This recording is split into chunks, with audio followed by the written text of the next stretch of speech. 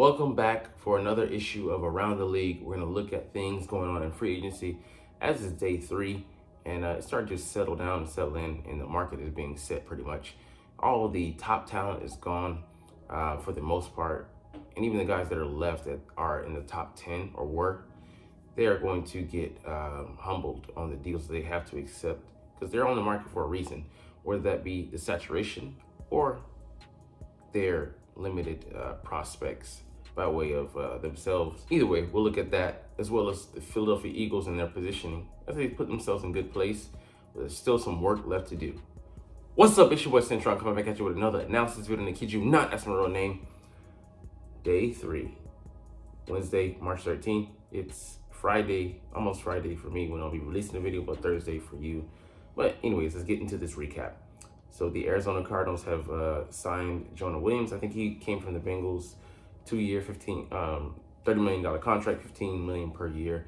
You know, the on the high year end, like a mid, in between mid and above upper echelon, so above average. But we'll see what he can do if he can stay healthy and bring some consistency. But a good play for the Cardinals. We can see have been making a bevy of moves. In turn, they cut DJ Humphries, who had been a first-round pick of theirs and been started for 9 years, coming off a torn ACL, dinging his value, $22.9 million cap hit. That's definitely going to, it's rough. He's coming off of that, and he has to bounce back later into free agency. Not saying he was going to be a priority, but definitely hurt his value. Let's see what else is going on. Morgan Moses, I think he was formerly of the Redskins, the Commanders. It has been traded to the Jets, who were in need of tackles, of just O-lineman, period. Decent deal for them, trying to protect their investment in Aaron Rodgers. Dane Jackson's coming over from the Bills, signed a 2-year deal worth $14.5 million, worth up to that, so $7 million and some change a year, but maybe under that, since those are probably those numbers will be probably being boosted by incentives. But he has he was a decent guy in Buffalo, and they may reap the rewards of him being moving from part-time to probably projecting full-time, but we'll just have to wait and see how that shakes out. Let's see, Sheldon Rankins. This guy gets more deals than anybody else. Again, signing a 9-figure deal, 2 years, $26 million. I think this came from the Texans. Takes plays off, but the guy has the raw talent. Just hasn't been able to consistently put it on display, but just enough, especially in contract years, to get him paid. So he continues to do so. Adds some quality starting reps. Probably going to be in a rotation to the Bengals rotation there as they try to dethrone the Chiefs and the other AFC rivals for control there in the AFC. Let's see, Jordan Hicks signed a 1-year deal. Could have been an afterthought for us here in Eagles land, but he's off the market. As is Eric Kendricks. Not saying he was a strong candidate, but the 49ers were pushing for him, but he went ahead and signed with the other NFC rival, the Dallas Cowboys. So some jockeying taking place there, but it's quite interesting when you look at it, because the linebackers are just disappearing from the market. Let's see, there's not a lot going on, to be honest with you. Joe Flacco signed a backup deal, 1 year, $8.7 million. It's a lot of money, but quarterbacks, premium position, they get paid. So I thought he was going to walk off into the sunset. Nope. Dearness Johnson, who's a solid running back, never, before this season, had hit, I think, a number under 4.8, averaging 5 yards per carry. Has resigned with the Jacksonville Jaguars, a solid back for them to hold on to. Let's see, Jerry Tillery, the talented D-tackle, has been released by the Raiders. He was once thought to be, I forget the Chargers D-tackle, but it was a competition between him. And Jerry, I think, was coming off an ACL. Got drafted out of Notre Dame, maybe the 3rd round, and just never recovered and took on. So the big news, Mike Williams is being released. He had a $32 million cap number, and he was just never going to stay on that. And he's not the only Charger to have that. There's 3 guys with huge cap numbers, in Joey Bosa and Khalil Mack. And those two, they don't take a pay cut, they might just get the axe. So a huge move for them. I think they cleared up 20.1 million in cap space, so allowed them to make some moves. Let's see, I think we already covered Sam Darnold. Harrison Smith, a talented safety, he's getting up there, 12th year in the league, has reduced his salary. The reason players do that because they'd rather take the reduced number that they're gonna get than be on the open market and get half of that, 75% of that, or there's no guarantee they're gonna get anything close to that. So it makes sense. Originally due 14.45 million, takes the 9 million, and I guess he was gonna count. Maybe he still does count 19 million against the cap, so heavy numbers. They re-signed. Okay, we already covered that in another video, but nothing big. Let's see.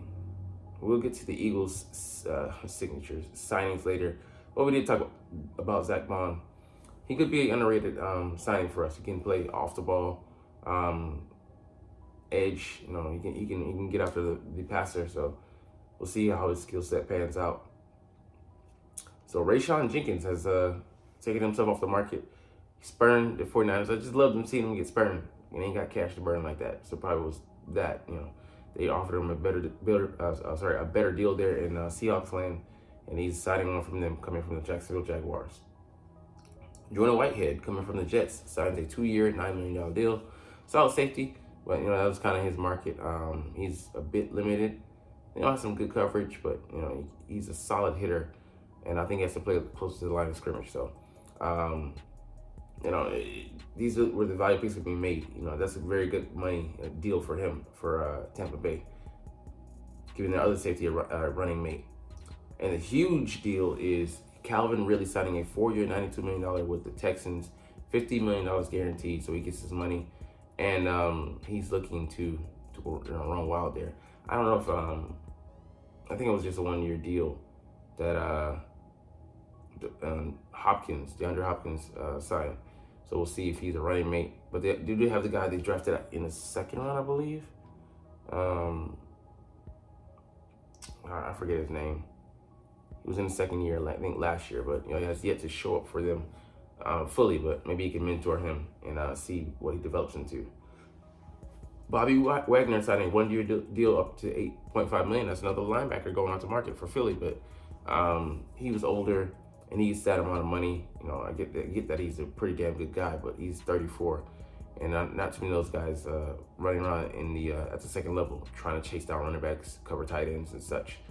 Yeah, man, I just love to see the Washington Commanders overpaying for talent in the offseason, guys that are over the hill, but they have money to burn. But that doesn't mean that they're making the right judgment calls. All right, anyways, let's get into other news. Jake Elliott has been re-signed. Our number 4 gets 4 more years at the rate of $6 million. So he was the 13th highest paid kicker in the league. Goes to 2nd behind Justin Tucker, or he's tied with Justin Tucker. Sorry, but we know his penchant for making clutch kicks. He had like 3 or 4 last year. One of them, one of the best kicks I've ever seen in my freaking life. I think. We were at home against Buffalo in the swirling winds in a storm, raining, pouring down. He made a 61-yard fucking field goal to send us to overtime. I think that's the best kick I've ever seen, man. And, we got him still in his prime. The Bengals gave him up, and I'm sure they're wishing they didn't.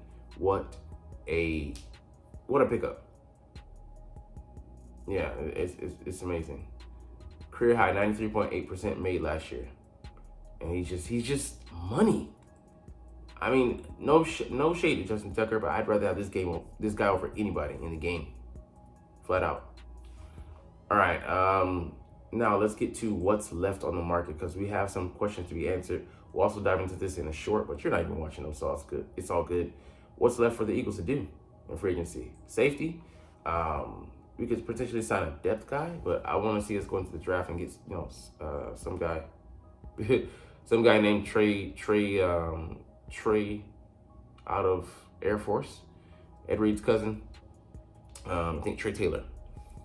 And I'm just interested to see if we can add some depth. A ball hawking guy in that mold. I mean, I don't want us to go there early, but this run in free agency has given us a lot of flexibility to go BPA, best player available, and really look to stock the coffers with talent, man. We need speed, on defense, and we need help at various positions. But you like Chauncey Gardner and Reed Blankenship as the starters because the roles that they allow each other to play will be multiple.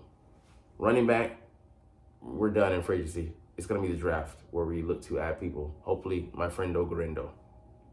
Edge rusher, we should be done, but I wouldn't be surprised if how we added a guy, that last guy, because we, right now we have three that would be, a top trio of pass rushers in the league, and but Vic Fangio's scheme demands people, be able to drop. Huff can do it. Reddick can do it to some semblance, but Josh Sweat, I don't have any faith in him in doing that. He's a pure 4-3, and like most are saying, and he's just not that fluid moving, side to side like that. Short bursts, yeah, but moving backwards, he ain't a cornerback. There's some, in the draft we can look to get a guy, but we also have Nolan there, and then Zach Bond. So that could be, our 4 to 5 guys right there, and then Brandon Graham. So yeah, I think we could look to add one more guy, but I think that would be the limit for us.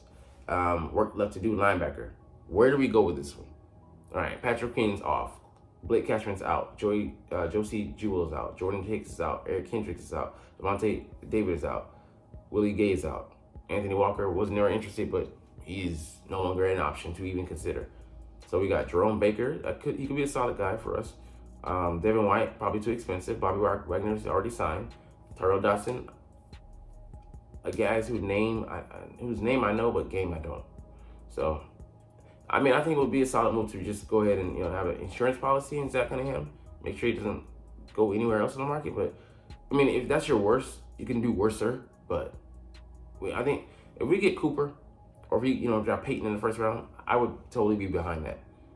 We need a playmaker at each and every level. We got one in the secondary in Chauncey Gardner. We got one on the D line in Huff. Now we need a guy in the middle. That's it, man. That's all we're fucking asking for. It's not a fucking lot. So, do it. All right, wide receiver, Devontae Parker, he's just a fucking standing. He's a cardboard cutout at this point, not offering really much. So, until proven otherwise, that position, there's nothing that really changed there. We just put a guy there, just a roster spot. Need to address that wide receiver 3 as well as tight end 2. A full complement, even if he doesn't start this year, a guy who's in the mold of Dallas Goedert, because Dallas is getting a little longer in the tooth, and we need an eventual replacement. Cornerback, another major need. Fuller is still out there. That would be my fit in free agency, and you might take a gamble on someone like Kyle Fulton, sure. But the draft, that would be another position we could go BPA. And then target a guy like Max Melton. If you have to overdraft him in the second round, do it. He's worth it. So that's all for today. Shorter video for me, but man, there's so many things left to address and how he ain't even close to being done. But I'm excited for the pro days coming up and then the draft. We'll analyze what can be had. But man, there's a lot of potential with this roster and what will be added to it. But anyways, you're not even watching though, but it's all good because I love talking about the Eagles and love making these videos. So we're gonna chuck the deuces. But officially, it's always, as always, fly Eagles, fly, and let's motherfucking go. Like, comment, share, and subscribe if you like. Thanks for watching. Check me out at Cintron, Cintron Anime, Cintron Life, or Cintron Laughs, or other social media.